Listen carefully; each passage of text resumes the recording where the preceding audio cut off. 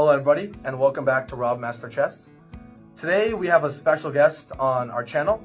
His name is Aman, or Trendy Reacts on his YouTube. Welcome Aman. Thank you. To the show. And yeah, he's 20 years old and he's a national master. Originally born in India, and he's an absolute beast of chess. So Aman, before we start, do you have anything to say about your channel? Well, as you know, my YouTube name is Trendy Reacts and that's my channel. So basically I just make motivational content and just trying to explore different aspects of life, and I try to motivate people to stop scrolling, and that's all I do, yeah. And it's always a pleasure to be on Rob Master's channel, and I think I just try to inspire as many people as I could, and yeah. And he's 2200 actually, so he'll share some insights about how he got his chess rating and everything and far in between. So Aman, so how do you start playing chess?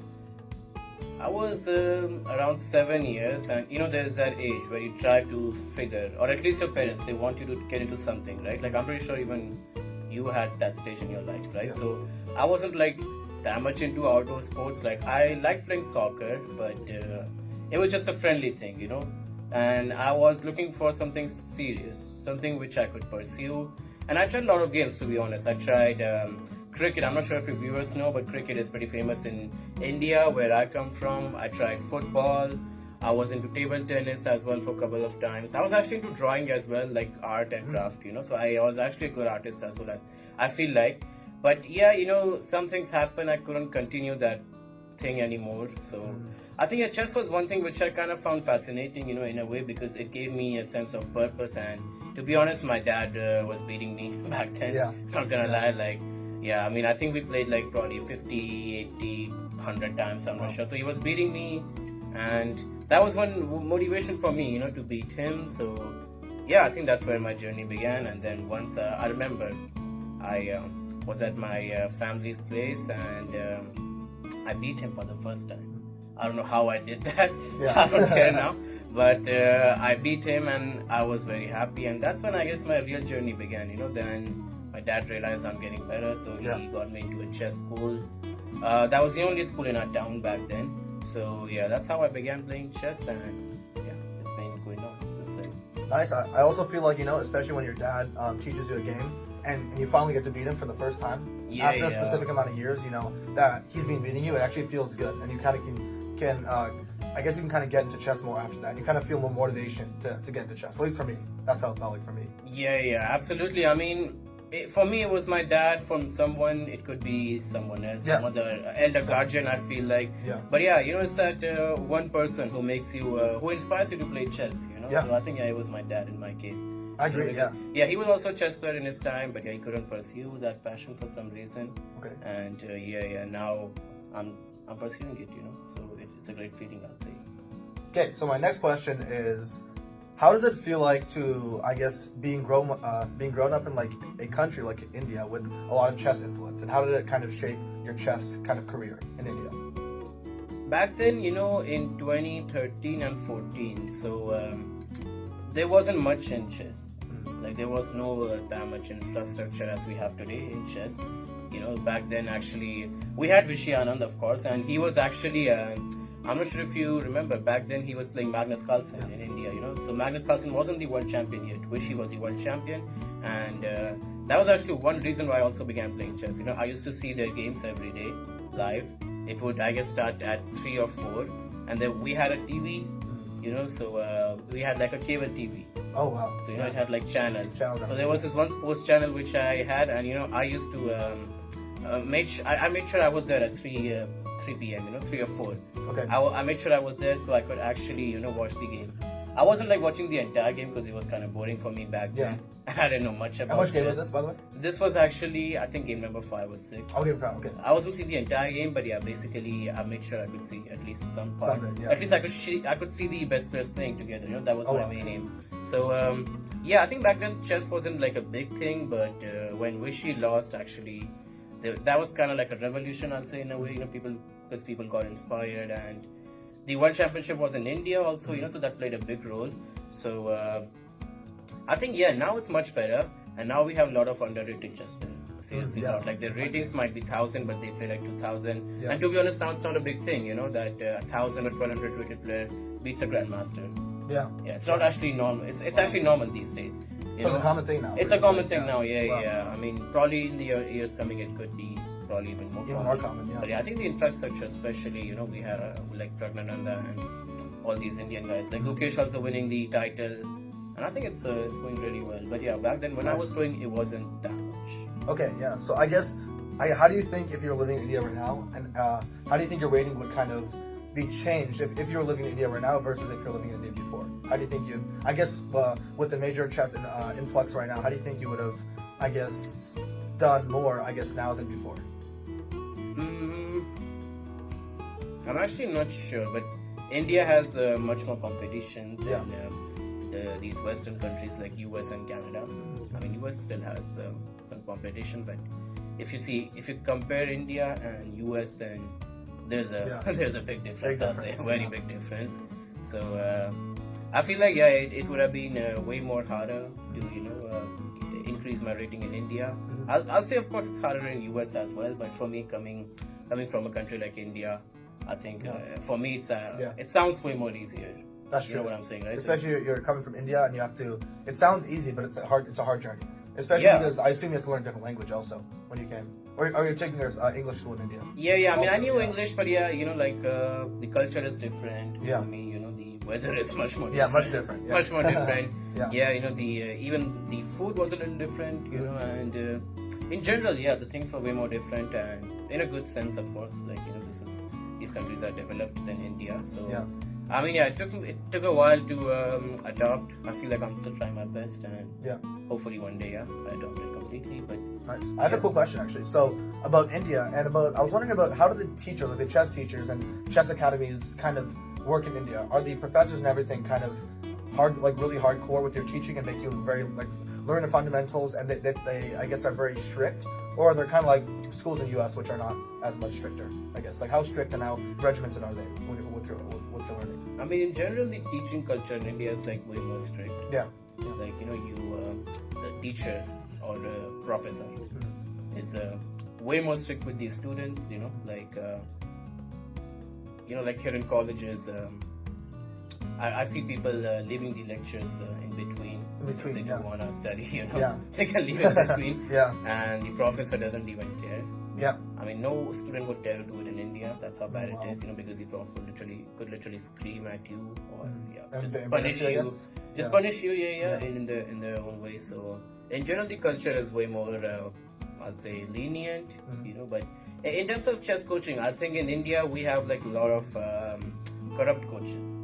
Oh wow. There's a lot of corruption in coaching in India, I'd say. Okay. Like I won't say much, but basically. They charge you loads of money, but they don't provide the value for that money. Yeah. I'll say even I had a couple of them. I worked with them for quite a while, but I couldn't feel that improvement which they said I would feel. But I did have good coaches as well. Okay. But like the city, I come from Delhi. Yep. So in Delhi, the coaching sector is a little corrupt, I'd say. I'm not sure if people will agree with me, but I feel like I'm not sure. Maybe now it has changed. Now it is maybe better. But when I was growing up, the coaching was a little corrupt.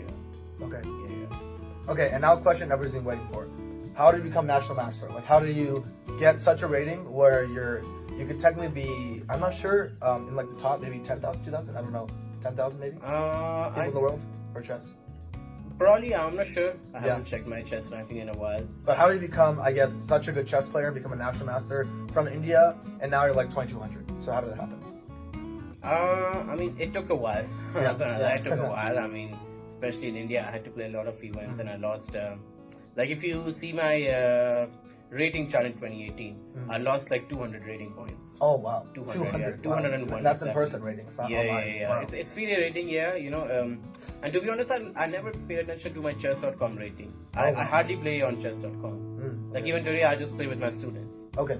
Yeah. So I lost like 200 points in 1 year, 201. So in Jan 2018, I started from 1771, and by the end of December 2018, I was like 1570. Oh wow! So I lost like 200 points. So every tournament I was playing, I was just everyone was basically just beating me. Yeah. Almost, I feel like. So yeah, then I kind of grew up and I came here in 2023, and it's been like 2 years. I played a couple of events, and it just happened. I feel like I kept on improving, and I still feel like I can improve much more.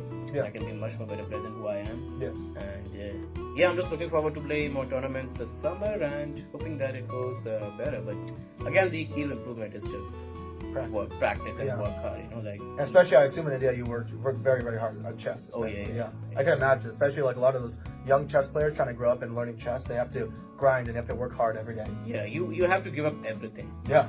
Like your childhood, I agree. your childhood time, your fun times where you Yeah. are supposed to play video games or any such thing like that. And that time you have to practice. Mhm. So I think all these youngsters, who are grandmasters right now, and I mean people just see their success, but I feel like the hard work which they put behind those scenes, for Yeah. a couple of years, I think that's why they are who they are today.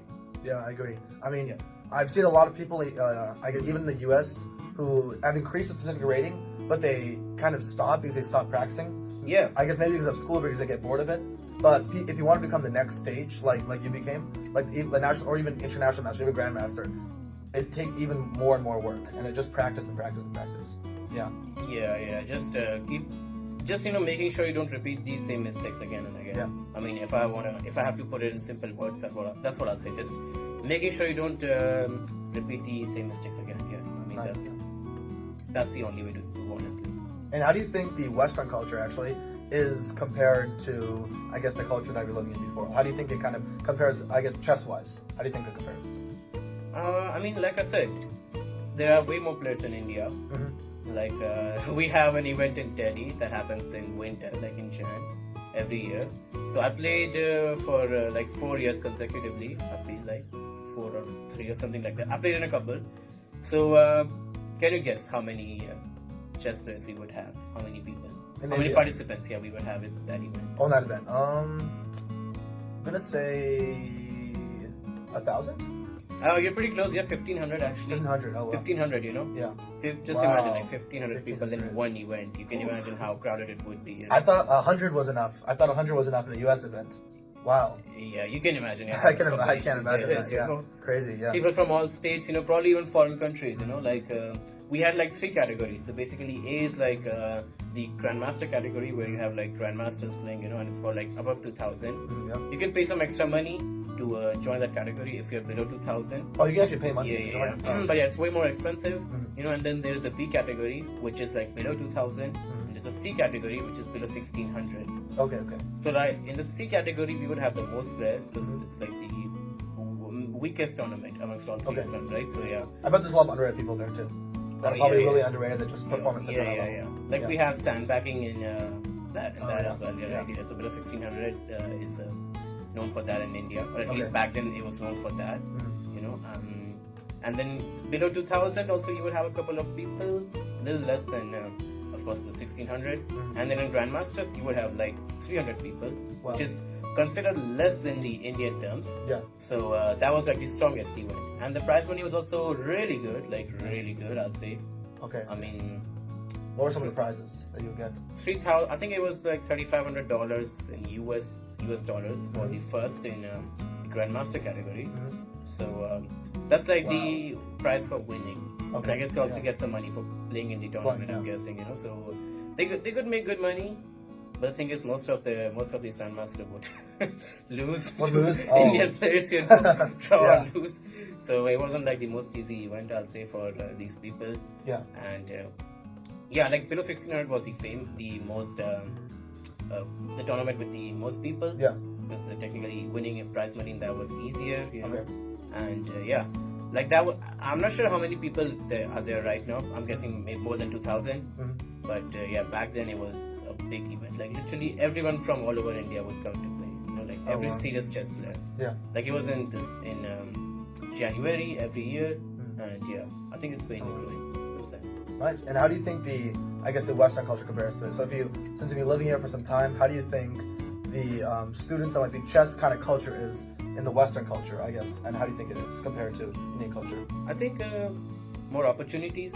Okay, yeah. I'd say more opportunities. You have more freedom, and yeah, I think these two, I'll say, even though in India we have a lot of opportunities, but I guess the potential to grow in Western countries. That's why like a lot of Indian players they come to Western countries and play. Yeah, like for them, Canada. Because for them it's easy to grow, right? Because they come from a country where it's hard, right? So they have that hard mindset, right? Yeah. And when they come to a country, I'm not saying it's easy, but basically less competition, right? So when they come to a little easier place, it kind of gets easy for them. But I feel like in Western countries like US, Canada, probably even Europe, I'd say many countries in Europe they have more opportunities, better infrastructure and tournaments, better conditions. More prize money, I assume. More prize money as well. Yeah, I mean, technically, okay, you spend a lot more money in traveling and all that stuff. If you don't have a sponsor, but I guess in general, like more opportunities in general. Yeah, that's what makes it even better. Nice. And I have actually a question. So I think it might pertain to some of the viewers. Okay. So I was wondering, I think some viewers have talked to me and they've asked me, how do you get to a rating of 2,000? But I've answered them about that. But my question is, if you want to get a rating of like above 2,000 FIDE rating, like a really strong rating for a FIDE rating, how do you think they'll go about that? And how do you think they'll practice? How do you think they'll practice and kind of go about that to get that specific rating? Probably a couple of years ago, I also had the same question. Many people said that you need a right coach, a right person with whom you can train with, whom you can practice your openings. But now I guess it's you have so many platforms, you have so many streamers as well. Streamers as well. So I guess like me. I guess like you, absolutely, like you, absolutely. I think you're a good streamer. Thank you. And I feel like just finding what you need. What I mean by that is there's a lot of material, right? Yeah. There are so many openings. You don't need to learn all the openings, right? Like you're not engine, you're not computer, right? You can't learn all the openings. So you should know what to learn, what not to learn. And I feel like once you figure that out, you should know when to stop. It's like there's a 20 move long opening, and technically you don't need to know the whole 20 moves, right? Because in most of your games you won't reach that 20th move, right? So I feel like you should know when to stop. And if you know that, I think you can even become more than 2,000. So with so many resources now, so many engines too. Engines as well. Yeah, so many top class engines like AlphaZero, Stockfish, and all these engines. So and so many softwares like you have Chessbase. Chessbase 17 is awesome. I think now they even have Chessbase 18. Oh wow. I think so. Yeah, I'm not sure, but Chessbase is awesome in general. So I feel like you should just know what to use and how to use it. And if you just figure that out somehow, then I guess you're on the right track. And to do so, you should just ask yourself, like, when to stop, basically. That's what I feel like. Because there's so much material, but not all material is of your use, right? So, like, understanding your weakness and know what to use and how to use it. Even engines, like, I've heard that Gukesh wasn't an engine guy till I think he was 2600. So he never used engine. And it worked for him, Because he knew that it's not what he needs. So even for Garry Kasparov, who's my favorite chess player, he had like a big team, and I think he also allotted tasks to everyone. So like he knew how to use these people, or not use. He knew what task was the best these people could do. So I feel like just knowing that, what to do, how to do, and when to do. I think that's very important. Thank you. Yeah, I think this advice can go for anybody, even if you're, if you're less than 2,000 or even more than 2,000. It's the same type of advice. Yeah. Just unless if you want to become Grandmaster, then I'm not sure. I think you probably might need a coach then. I'm not sure. If you want to become Super Grandmaster, obviously. Yeah. Maybe once I become, then we'll do another interview, I guess. Yeah. But okay. One last question for you, actually. How do you feel about so you're also in university, right? And how do you feel, since many kids are in school, many people are in school? How do you feel like they can kind of split their time, but between chess, but also like chess playing, chess learning, but also the ability to obviously to go to school and everything, but kind of match those two things together, but still have a good chess rating and still be able to like kind of think that they're learning something in chess and keep on improving? How do you think they can go about that? I think basically, again, the same thing which I said before, like what to do, when to do all these things, but of course time management. Like, you cannot deny that, right? Like in college, is very important to use a lot of time. And plus I'm also working as a chess coach. That's true, So I spend like 15 hours a week around. Wow, sometimes even 20, but usually 15 hours a week to work. And in computer science also. That's right, it takes a lot of time. I think you don't need to practice like 10 hours a day, you know, to improve. Even if you practice like 1 hour, but it's just like complete focus, no distractions. And you're getting what you're doing. I think that's more than enough. And so I think also having like a right mentor could help, you know, like someone whom you look upon to, you know, like it could be any chess player. Like for me, I like Garry Kasparov, Botvinnik, and all these old players. I'm like an old school guy, I'll say. All these old chess players. So I think for me, just keeping to see their games constantly, you know, it helps me. Like even the World Championship games of Kasparov, I think it just inspires me a lot. So I think for me, I'll say like choosing the right player who you want to follow, you know, and whose personality is kind of similar to yours, or you want to have a personality like them, you know. I think just following the right chess players and seeing their games, and even if you practice like half an hour, you know, if you're just completely focused onto it and you know what you're doing, you know, you're not distracted at all. I think it's more than enough, you know, like you don't need to practice like 10 hours every day. I mean, that would be really nice if you could do that. If you have time, if you have time, then definitely. But if you don't have time, you know, you can still practice like half an hour, 1 hour. Just try to take out some time, you know, even I'll say even just solving positions. You know, even just solving like 10, 12 positions every day. Some tactical positions, that would help as well. But it's just that you have to take out some time to do so. And thank you for advice. I think he gives very important advice, everybody. Make sure to, if you're, you know, for any ELO, I think it applies to any ELO. Yes, definitely. Make sure to listen to it. And any final words to the audience about your chess, about anything, about life, just about anything in general? I mean, about life, okay, I'm not sure if I should say anything, but about chess, I'll say, okay, first thing, follow Rav Master Chess. You know, this guy is a really good streamer, I'll say. I'm not the best chess player, but I'm a decent streamer. Decent streamer, you know, actually, he's doing really well. So I'll say follow Rav Master. And I mean, just keep on improving every day. And like I say in my channel, stop scrolling, stop wasting time, and and keep grinding. But grinding, that's what I say. I don't think he says that in his channel. I don't say that. Maybe I'll say now, but you know, just try to use your time in the best way possible. I mean, again, I feel like one cannot use 24 hours, right? Like we all procrastinate. So you should just know when to use time, and you can also procrastinate a little bit. I'll say it's not like a bad habit, you know. But just trying to balance things and trying to use your time as much as you could. That's what I'll say. Well, thank you very much, everybody. Make sure to follow his channel. It's linked in the title. But hope you guys have an amazing day. Aman here and me are gonna, you know, we're gonna play chess forever now. I think my goal is Grandmaster soon. Aman, is your goal Super Grandmaster, I guess? Yep. In the near future. But again, thank you guys for watching, and we'll see you guys next time. See you.